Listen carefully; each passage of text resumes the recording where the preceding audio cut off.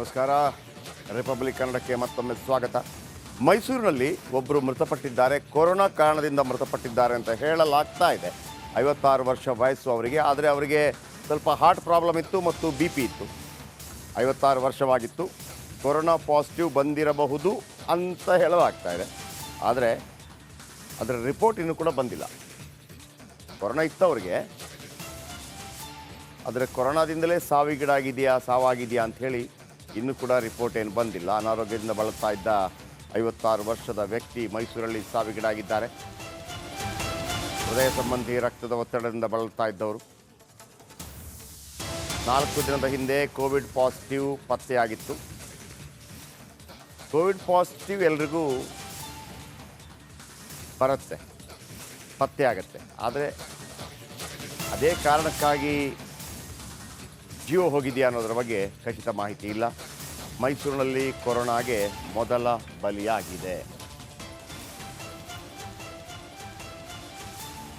Okay, ನಮ್ಮ ಪ್ರತಿನಿಧಿ ವಿನೋದ್ ಇದೀಗ ಮೈಸೂರಿಂದ ನೇರ ಸಂಪರ್ಕದಲ್ಲಿದ್ದಾರೆ. ವಿನೋದ್, ಕಳೆದ ಬಾರಿ ಕೂಡ ಮೊದಲನೇ ಅಲೆ, 2ನೇ ಅಲೆ, 3ನೇ ಅಲೆ ಇದೆಲ್ಲ ಬಂದಾಗಲೂ ಕೂಡ ಭಾಳ ಮುಖ್ಯವಾಗಿ ಮೈಸೂರು 2ನೇ ರಾಜಧಾನಿ ಥರ ಆಗಿತ್ತು. ಈ ಬಾರಿ ಯಾವೆಲ್ಲ ಮುನ್ನೆಚ್ಚರಿಕೆಯನ್ನು ವಹಿಸಲಾಗಿದೆ? ಈಗ 56 ವರ್ಷದ ವ್ಯಕ್ತಿ ಮೃತಪಟ್ಟಿದ್ದಾರೆ, ಪಾಸಿಟಿವ್ ಬಂದಿತ್ತು ಅಂತ ಹೇಳಿ. ಆದರೆ ಅದೇ ಕಾರಣಕ್ಕಾಗಿ ಆಗಿದೆ ಅನ್ನೋದ್ರ ಬಗ್ಗೆ ಮಾಹಿತಿ ಇಲ್ಲ. ಏನು ಹೇಳ್ತಾರೆ ಇದರ ಬಗ್ಗೆ? ಲೇಟೆಸ್ಟ್ ಅಪ್ಡೇಟ್ ಏನಿದೆ?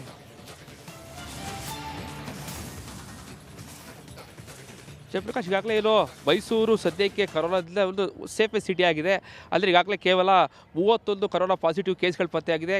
4 JN1 ಅದೇ ರೂಪಾಂತರ ತಳಿ ಪತ್ತೆಯಾಗಿರುವಂಥದ್ದು. ನಿನ್ನೆ ಏನು 56 ವರ್ಷದ ವ್ಯಕ್ತಿಯೊಬ್ಬರು ಮೃತಪಟ್ಟಿದ್ದಾರೆ. ಅವರು ಈಗಾಗಲೇ ಬಹು ಅಂಗಾಂಗ ವೈಫಲ್ಯದಿಂದ ಬಳಲ್ತಾ ಇದ್ದರು, ಆಸ್ಪತ್ರೆಯಲ್ಲಿ ಚಿಕಿತ್ಸೆ ಪಡಿತಾ ಇದ್ದರು. ಏನು ಕರೋನಾ ಪರೀಕ್ಷೆ ಮಾಡೋ ಸಂದರ್ಭದಲ್ಲೂ ಕೂಡ ಕರೋನಾ ಪಾಸಿಟಿವ್ ಆಗಿದೆ. ಜೊತೆಗೆ ಸಾಕಷ್ಟು ಸಮಸ್ಯೆಗಳಿಂದ ಬಳಲಿದ ಕಾರಣಕ್ಕಾಗಿ ನಿನ್ನೆ ಅವರು ಆಸ್ಪತ್ರೆಯಲ್ಲಿ ಮೃತಪಟ್ಟಿದ್ದಾರೆ.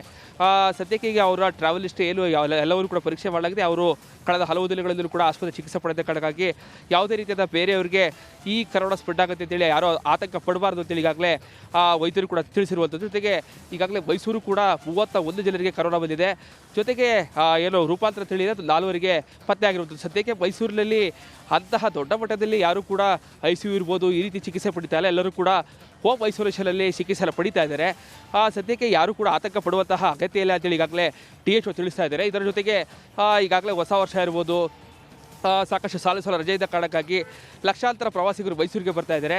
ಸೊ ಸಾಕಷ್ಟು ಮುಂಜಾಗ್ರತಾ ಕ್ರಮಗಳನ್ನು ವಹಿಸ್ಕೊಳ್ಬೇಕು ಅಂತೇಳಿ ಈಗಾಗಲೇ DHO ಕೂಡ ಮಾಹಿತಿಯನ್ನು ಕೊಟ್ಟಿದ್ದಾರೆ. ಅದರ ಭಾಳ ಪ್ರಮುಖವಾಗಿ ಅರಮನೆ ಇರ್ಬೋದು, ಮೃಗಾಲಯ ಇರ್ಬೋದು, ಚಾಮುಂಡಿ ಬೆಟ್ಟ ಇರ್ಬೋದು, ಈ ಒಂದು ಭಾಗಗಳಲ್ಲಿ ಅತಿ ಹೆಚ್ಚು ಮುಂಜಾಗ್ರತಾ ಕ್ರಮಗಳನ್ನ ಕೈಗೊಳ್ಳಬೇಕು ಅಂತೇಳಿ ಈಗಾಗಲೇ ಸಾಕಷ್ಟು ಸೂಚನೆ ಕೊಟ್ಟಿದ್ದಾರೆ. ಸದ್ಯಕ್ಕಂತೂ ಯಾರು ಕೂಡ ಆತಂಕ ಪಡಬಾರ್ದು ಅಂತೇಳಿ ಈಗಾಗಲೇ DHO ಸಾಕಷ್ಟು ಮಾಹಿತಿಗಳನ್ನ ಕೊಡ್ತಾ ಇರುವಂಥದ್ದು.